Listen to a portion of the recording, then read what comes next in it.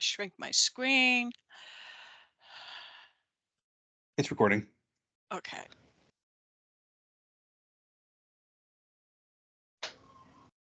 Good evening.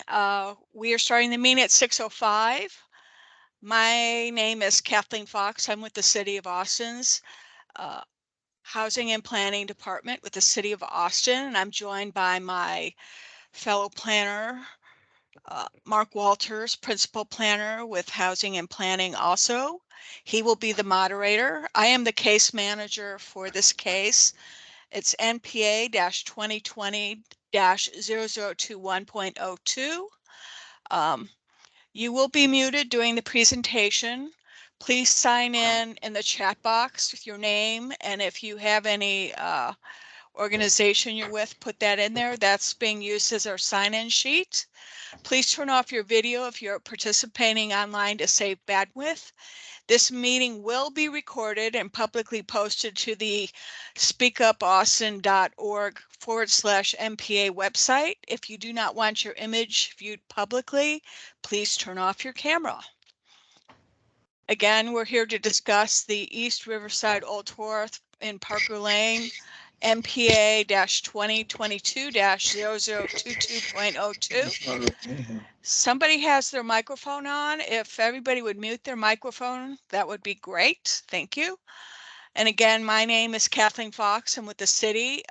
You can always reach out to me at Kathleen, KATHLEEN.FOX at austintexas.gov. My phone number is 512-974-7877. There is only a neighborhood plan amendment. There is no zoning application has not been submitted for this case. The agenda this evening is I will basically give basic information on the case, guidelines for group discussion, how to participate in this process, why there is a plan amendment application, what is a future land use map, also called a FLUM, staff presentation, followed by the applicant's presentation, and then we will open it up for questions and answers via the chat and also take phone calls. And again, Mark Walters will be the moderator. The property we're discussing this evening is 3507 Burleson Road. It consists of 10.874 acres. It's the project name is Burleson and Ben White. The FLUM request or future land use request is single family, office, and commercial to mixed use. As I said before, no zoning application has been submitted, but they did put a preliminary zoning request of SF2 NP, SF3 NP, LO-CO-MP2, CSV-MU-NP. The property owner applicant is Stonebridge Capital Partners Limited. The agent is Vanessa Mendez from Dunway and Associates. Please feel free to type in your questions in the chat at any time during this meeting. Please postpone your comments during the Q&A session after staff and applicant presentations. If you would like to speak, please raise your hand by clicking the hand symbol on the menu bar. Telephone participants will also be able to speak during the Q&A sessions. Mark will call on you. Attendees will be muted upon arrival and throughout the staff and applicant presentations. Then staff will open the floor to questions in the chat. Similar questions may be grouped and answered together. Please mute your microphone when you are not speaking for the sake of sound quality, clarity, and we don't want to hear your dogs and cats and the TV and etc. If you're having connection issues, please turn off your video until called upon to ask questions. And lastly, please be respectful to each other during this discussion. Personal assaults may result in removal from the meeting. Again, this recording will be posted tomorrow to speakupaustin.org/NPA. You can email me or a phone send me call me up on the phone with questions. Written comments will be added to the staff case reports. You will get a notice in the mail of the date, time of the Planning Commission and City Council public hearings if you live within 500 feet of the property, and you can participate in these public hearings before the Planning Commission and City Council. What is a neighborhood plan amendment?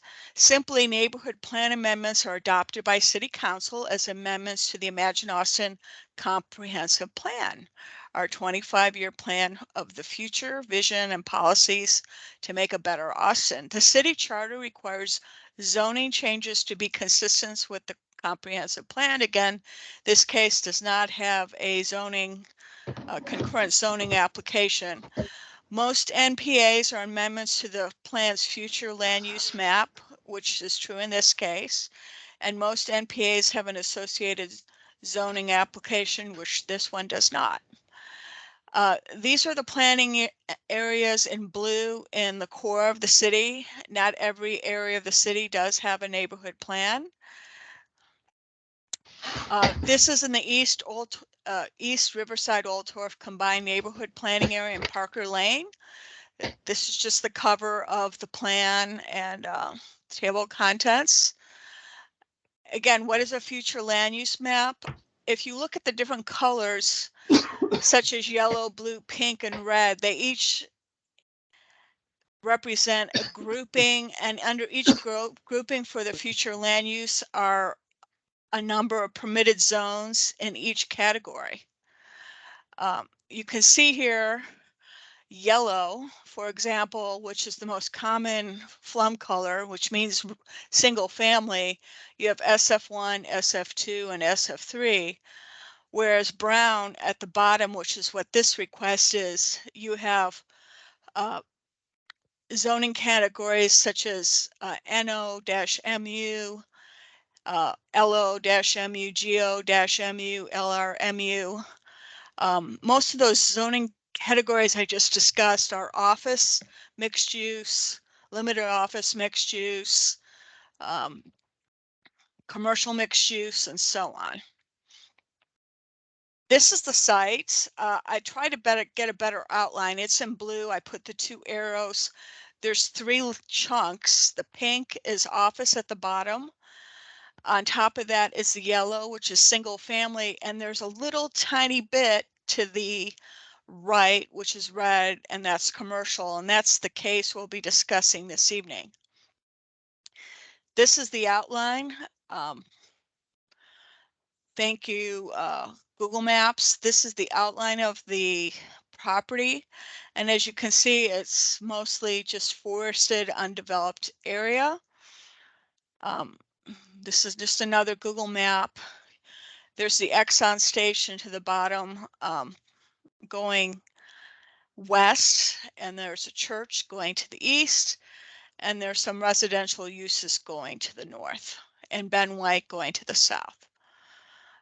This is the zoning, the current zoning. The pink, as you can see, is limited office commercial, has a conditional overlay in the neighborhood planning area. The top portion is SF2 and SF3, and this doesn't show us clearly, but it is commercial zoning. Today we're here to discuss, because all neighborhood plans are amendments to Imagine Austin, the City of Austin's comprehensive plan, and we're going to analyze how this parcel is affiliated with the growth concept map. So this is the growth concept map of Imagine Austin. In the center of it, you can see the blue outline. That's the subject property, and it's adjoining the South Pleasant Valley Activity Corridor, adjacent to the McKinney Job Center, and there are sidewalks and bike lanes along Burleson Road. On the next slide, the property, again outlined in blue. This is a slide showing proximity to public transportation and parks. The nearest public bus stop is 0.63 miles from the subject property. And the property is very close to 0.31 miles from Country Club Greenbelt and 0.38 miles from the Mabel Davis District Park. And that concludes my brief presentation. And next up will be Vanessa Mendez with Dunway and or members of her team. And I will give up my stop sharing. And April said Vanessa's not going to speak. It's going to be someone called Michael Whalen. Michael. Okay, there we go. And if you could give Vanessa, excuse me, if you could give April rights to put up our presentation, that'd be great. Okay, I stopped sharing, so she needs to go up to share. Okay. And then she needs to draw her, find her presentation. So you go up to share. Yep, working on it. Okay. And Malcolm will answer questions, these questions as well. And I'm glad you're here. Thank you, Malcolm. Very good. We see it. Okay. Well, first, thank you, Kathleen, for that overview, and good evening to everybody. It's really good to be with you tonight.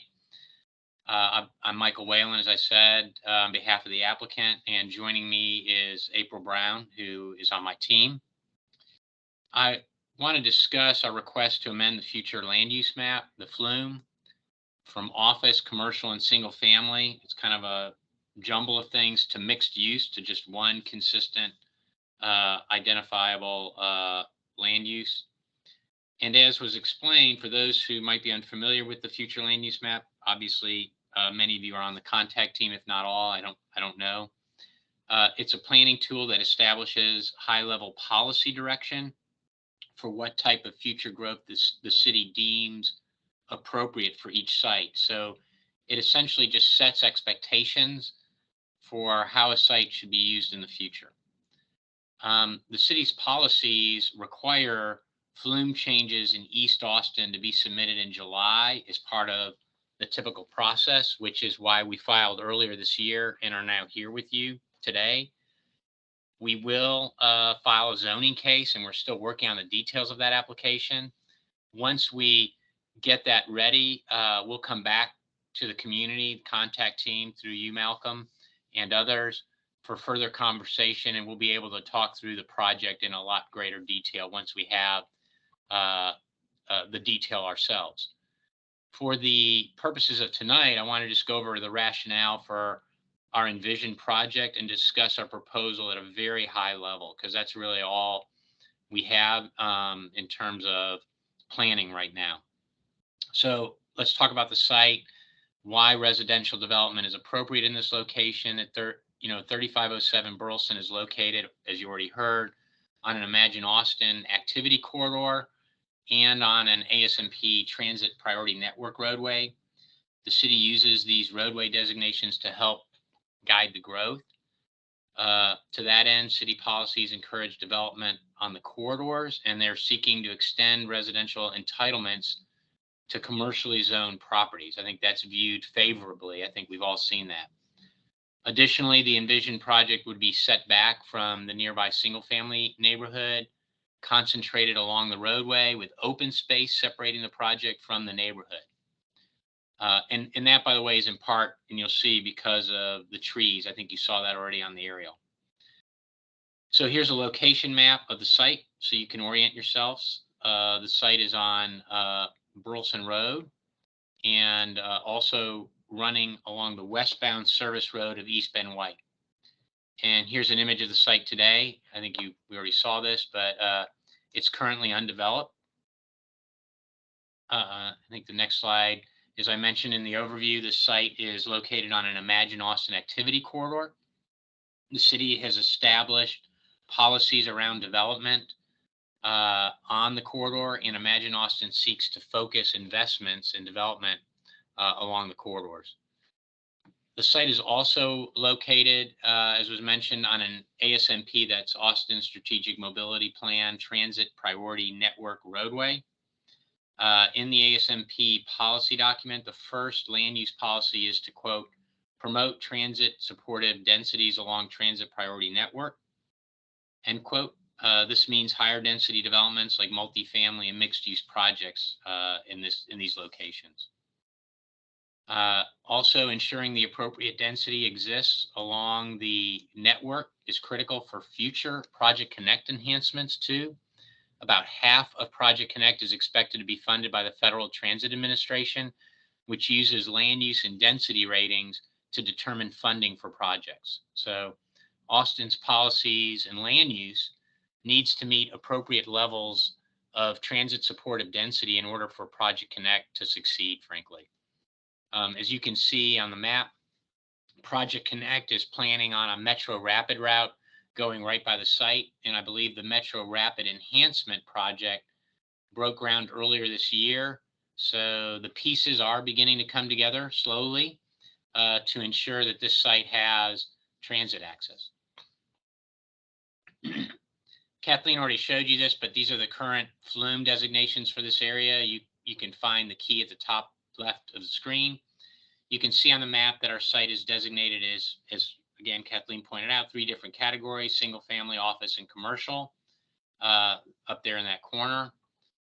Adding the mixed use designations to the corridors is clearly a defined city goal, as I mentioned, and our request further advances the city's goal of increasing mixed use residential development on the corridors. It also provides for a consistent long-term plan by getting rid of the patchwork, if you will, that exists currently. I understand that some of you may still be unfamiliar with the difference between a flume amendment and a rezoning. Flume simply sets expectations for future use. We're not changing the entitlements at all at this point. A rezoning is what changes the entitlements for a property, the types of uses, the site development regulations, et cetera. So I can't emphasize enough that our site does not change the site's entitlements.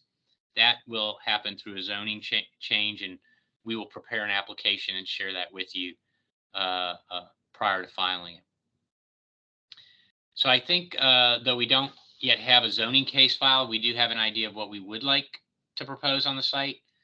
And this is primarily looking at all the constraints. You know, you look kind of at a constraint map and the constraints that exist. It's constrained by heritage trees.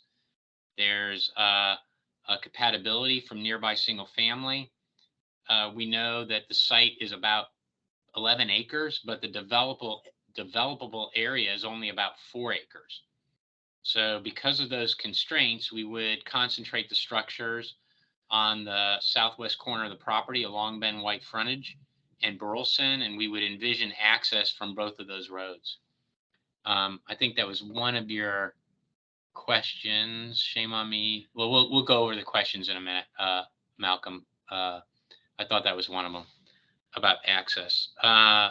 We don't have a set height or a set number of units yet, but we will have those details prior to filing a zoning case. And I would actually, I will, send an email requesting a meeting with y'all prior to the zoning case. I know there's no requirement to do so, but I think, from past experience, that's my practice to do that. And by then, hopefully, we'll have an idea of some form. We might not have much detail, but at least what that form will yield in terms of number of units in the area. But the area, again, is very constrained because of the trees. I think I don't know that there's anything else. I think a lot of stuff will get sorted out at zoning. Like we have to now do a zoning transportation analysis if you're going to have more than 2,000 trips. But maybe we'll go through the questions one by one in a moment. So just to recap, this site is located in the Imagine Austin Activity Corridor and on an ASMP transit network priority roadway. It's also along a Project Connect Metro Rapid enhanced route. City and council policies encourage development along the corridors and seek to allow residential uses on commercially zoned properties, making that conversion. The site will be built along the roadway and set back from the nearby single family neighborhood. And I think importantly, future zoning proposals will come back to the neighbors for conversation and feedback before going to council. So, really big thank you for giving us the time to meet with you tonight, discuss the project. I know it's a lot of information. Obviously, there's some questions, and yes, Mike, it's good to see you again. Although I can't see you, no need to turn on your video. But if you want to, I'll pause, stop, let Mark go through the questions as our facilitator, and see if we can't get some answers. And again, thank you, thank you, thank you. I look forward to working with all of y'all. Thank you, Michael. We have several in the chat, so I'm going to start with the first one and work my way down. And then people, if they want to ask questions, they can either raise their hand and I'll call on you on the order that your hand gets raised, or you can put your questions in the chat. The first question is from Malcolm Yates. Will the city require that South Pleasant Valley Road be extended through to Burleson? Does anybody have, I don't personally know the answer to that. I'm just a meeting facilitator this evening. Michael, do you have any? You're muted. Yeah, John Knoll, I know. Can you imagine after 3 years, 2.5 years? John Knoll raised his hand. He might have an answer. I also know that they are, but go ahead, John, you first. Yeah. The intent is not to extend Pleasant Valley along the alignment that is shown on the north side of this map. The current corridor plan contemplates connecting Pleasant Valley to Burleson Road to the north. It's off of the maps that we've been looking at. It will connect to Burleson and then continue along Burleson across 71. So that little section of Pleasant Valley that was dedicated with the residential subdivision will not be part of the Pleasant Valley extension according to the city's current corridor plan. Thank you. There's another question from, let me see here, from Malcolm Yates as well. The applicant owns a vacant single-family lot at the south end of South Pleasant Valley Road. What is the plan for this property? Again, I can answer that, Michael, if you want me to. Yeah, go ahead. If the applicant is able to do the plan that he has conceptually worked on here, essentially the northern half, or something approximately the half of the northern part of the property will be dedicated as parkland to comply with the parkland dedication requirements of the city. So that lot would fall into that area. Thank you. Does anybody else have any questions? This is your opportunity to ask questions of the applicant and their representative.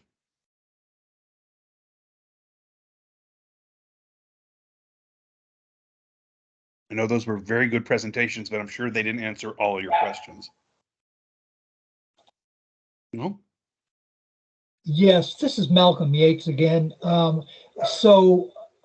Probably, I think the city is the one that needs to answer the question about extending South Pleasant Valley Road to Burleson, because we had a similar situation in my neighborhood where the property that was adjacent to Ben White and also extended all the way into the Sunridge Road in my neighborhood, the city initially required that road be extended through to Ben White just because that's the ideology.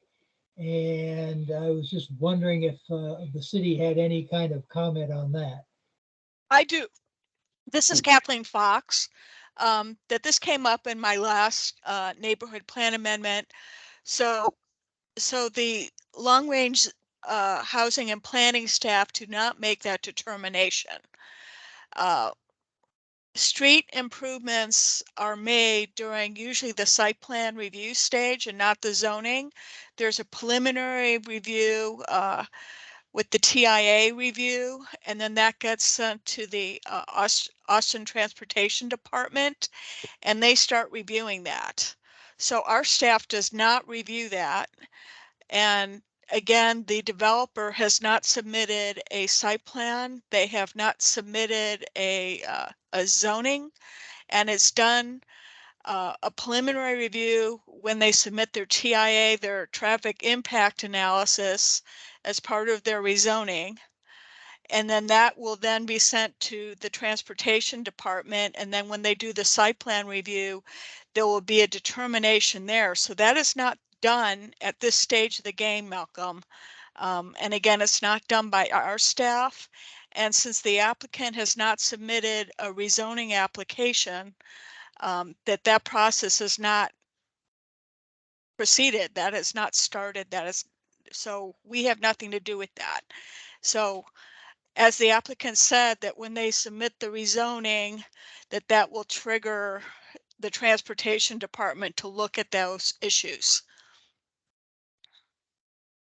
Okay, thank you. It seems that if the applicant is really planning on using that northern half as a park, then there would be no reason to put a road through that area. Well, roads are for connections, and if it's going to be a park or dedicated parkland, I also review right-of-way and encroachment permits. So just because there's a right-of-way there, it's on unimproved, unopened right-of-way, does not mean they're going to put a road there. If there's no necessity for that and the transportation department doesn't want to put a road through a private park. So again, I'm not a transportation planner. I'm not in the transportation department, but there's some, reviews have to be done further up the chain and beyond this meeting. Thank you. Yeah, John, you have your hand raised. Would you like to add something to that? Yes, I would. Putting a road through this site would have an extremely difficult time getting approved because we've got all these heritage trees and other environmental constraints. I don't think we could ever build a road in the locations that we're talking about here. And, you can't possibly, maybe you can't say never, but it seems extremely unlikely that we ever could get a road approved through this site because of all of the land use constraints that are there. The applicant doesn't propose to put a road through there, doesn't want to put a road through there, and I don't think we could even if we did want to. Thank you. Any other questions, either yes, okay, in chat or by raising your hand? This is your opportunity.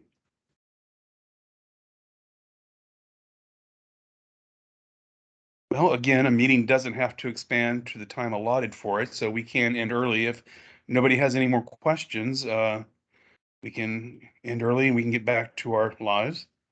While we're waiting for that, any other questions? Mark, can I just say, I just want to thank Malcolm and Mike and other members of the contact team who may be on and others who are here, because it is a big deal. It takes time out of your day to be here, and I'm very appreciative.